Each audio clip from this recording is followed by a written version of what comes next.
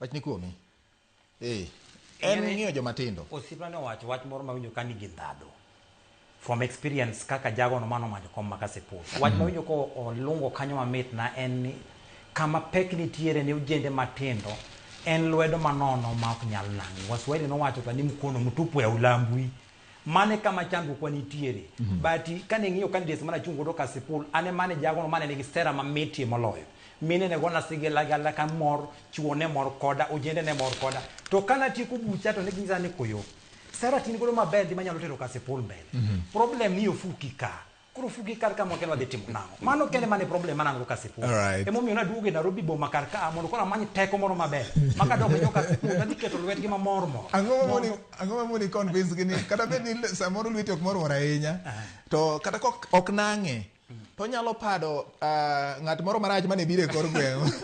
mondo e gweng' odonjo. But ing'eni Ami thurwa kacha yes. Jogo manokelo siasa moro mar yuk na jamna ne giketho. Nikech sani iyudo ka koro politics marwa is highly commercialized. Token mana thurwa kende. Waseketo siasa osebedo ohala maduong' sana. Japiny bende nikech jogo ma ok tim negi tich mane gisingo negi dhi timo negi parliament wacho ni an machamo chuth ema timo nade ema kwano. Koro iyudo ni jok mabeyo kaka an Omondi Koyoo kama mane dwani mondo dhi otine jopiny abing'eni ka ging'iya ga ngoch tian to giwacho ni Omondi nitiere jago moro mane waoro mbeleni to kano chopo Nairobi to noloko namba simu kochopo Nairobi to noketo nwa pie ni ka wadwa rito mheshimiwa to koro nyaka wagony mana through ng'at machielo koro an nanyiso gi ni an to beta pogora matin yie mondo trust gi kuchu to naneno ka nitie jogo matin to ok ne gitin ahinya mano trust gi kuchgi gima sani to koro joma tindo nyaka tim king'eni ng'ama tin ti ihero piny mar Kenya kata ihero constituency mari ihero ward mari kata ihero county mari number 1 wedi gi weche moko mag ni kichiwo kinyi timanyo ng'ama idwa yanyo WhatsApp group mano ok dhi konyi wach moro ni siko ne jini mage to dhi kanye cha iti dhi kanye mi siko ne mana jini ma to dhi kanye ibe wuoge odi ibe dhi chunge komno mondo lock pinyu piny ok lock gi go koke WhatsApp group piny lock gi nyiedhruok oko mondo ibidhi chumo dikel policies mabeyo to chutho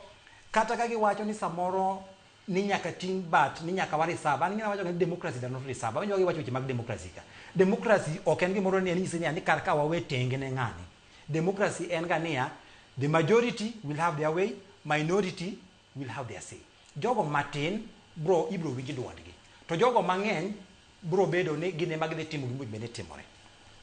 ka wang'iyo kasepul kabondo constituency milo ni kabondo kasepul constituency wuoyi matin ma bende ne onge kata gi gimoro e lwete iluongo ni Silvans Osele noyier ka nodhi ogore gi jogo matekre ng'eny jok mane nigi pesa to kendo noyombo 2013 a very good example kidhi Kisumu West ndiero lago alwach mano yier gi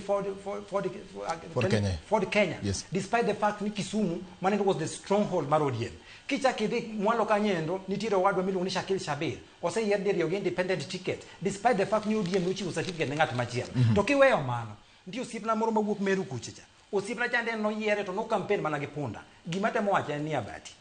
jomatindo owe bet from the comfort zone ya ni gin gidwa mana go koko TV gi immobilize gi wach moro mar gunizo ni kineno ka jatelo tidwa ni mondo igo wadwa ni endi ni nikech eno support ng'at machielo wawere ur gi weche moko mag lweny gi weche moko ni siasa tiyo kodi mondo dhi go nyawadu siasa pok no gero piny gero gi sera piny gero gi paro maler kaka mar Omondi Koyoo ni kasepul 2027